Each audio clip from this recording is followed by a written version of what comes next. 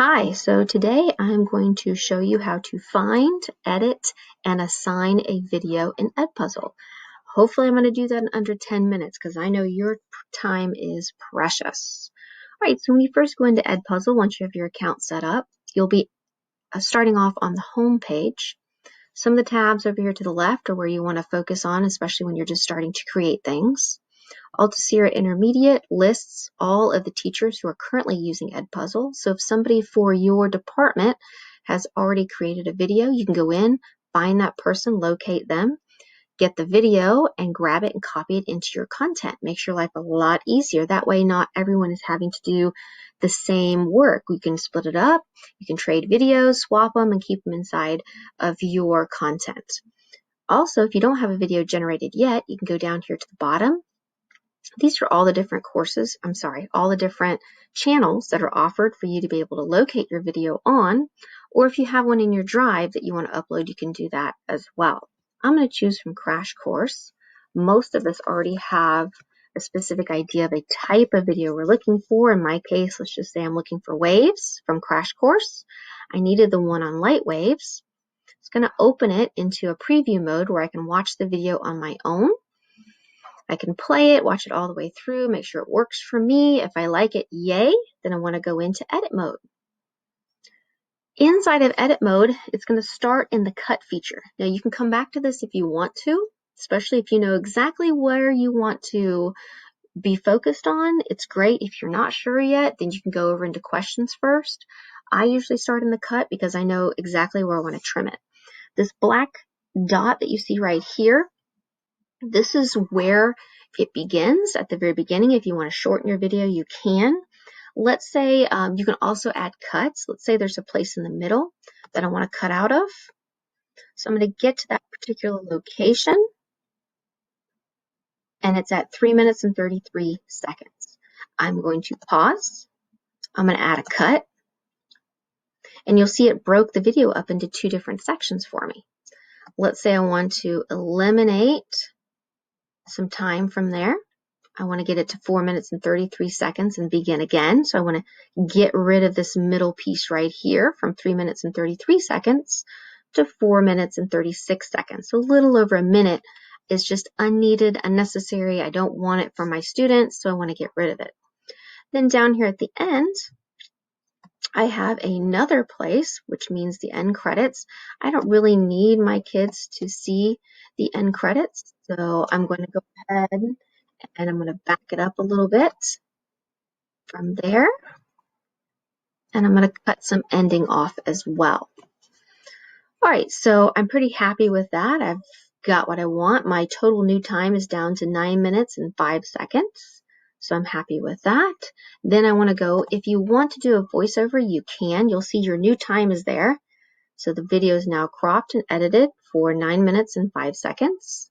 Then you can also do a voiceover from there if you need to. If you need to go in and you need to talk to your students at certain time frames, you're welcome to do that. I'm not going to do it here because it's going to interfere the recording feature with what I'm doing with you, but you can do that there. You can also go into questions. Let's say right around a specific time point, I want to embed a question. So I'm going to go ahead, I'm going to go to my specific time period.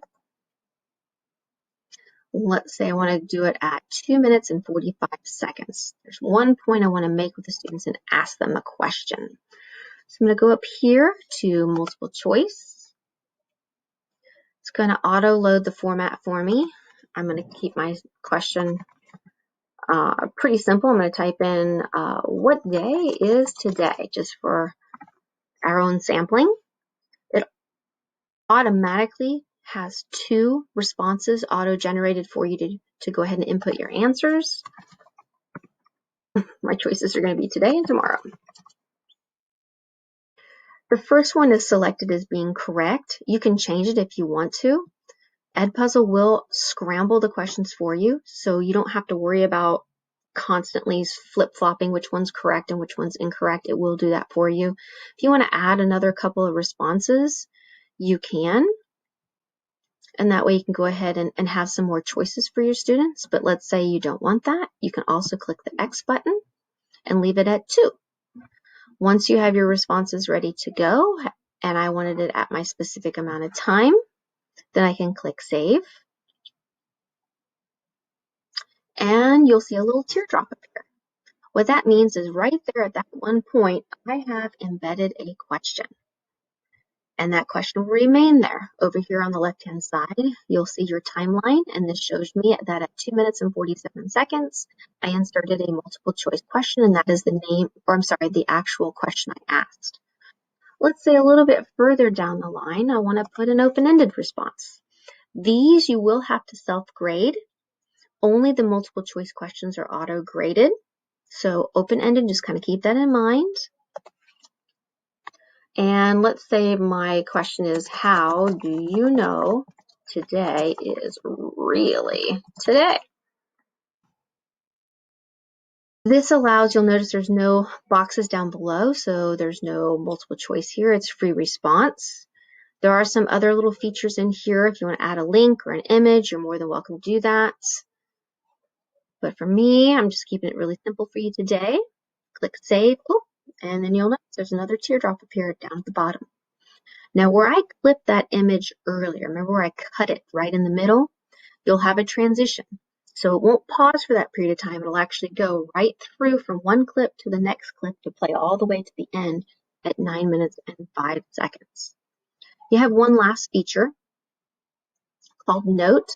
When you click on it at whatever specific time you want it, you can go ahead and type a small note to the students. So if you don't want to do the voiceover, instead you want them to remember something. Oops.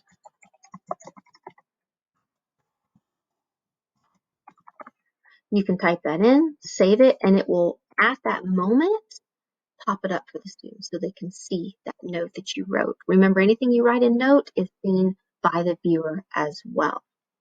All right, so let's say I've got my video ready. I'm good to go. I'm going to go up here to finish. It'll again go back to that preview mode where you can watch your video again and see where it pops up. And this is where I highly encourage that wherever you have your last question, you may want to go back and trim your video so it ends right there at the last question, because a lot of students won't finish the video out even though you have the time there and the video showing. A lot of times they'll turn it off. So it's just my suggestion. Go ahead and end it there. All right, from there you want to go ahead and you've got your video ready to go. You want to click Assign, pick the class period you want. The part that is most tricky is right here. You click your Start. All right, I wanted mine to start today, but then I want it to end by Friday, which means they have 5 days to watch that video. That's their time frame. Now, it went away. Why is that? Well, there's a trick to this. Once you click the end date, sometimes you can't see it, but you gotta click Save down here. If you want to adjust the time that it's due, so if you want to make sure it's turned in by a specific time, you are more than welcome to do that. Click Save. Oh, there it is, since right there. 3 features that you want to also pay attention to is I always keep this on, prevent skipping. This allows students to make sure they have to watch the video all the way through and they can't fast forward. I also keep CCs turned on as often as I possibly can to make sure I have accommodations for my DHH students. From there, you can also choose to post it directly onto Classroom. It'll send a link to Classroom and students can view it and go ahead and access Edpuzzle from there if you want to. Or if you have your kids trained to go to Edpuzzle and log in, they will see it posted in their class as well. So you don't have to post through Classroom if you don't want to. Okay? All right, and then from there, you just simply click the Assign button and it should post for you. All right, so there you have it, how to find a video, edit a video, and post a video as an assignment to a class through Edpuzzle. Great tool to help your students learn. Thanks. Have a great day.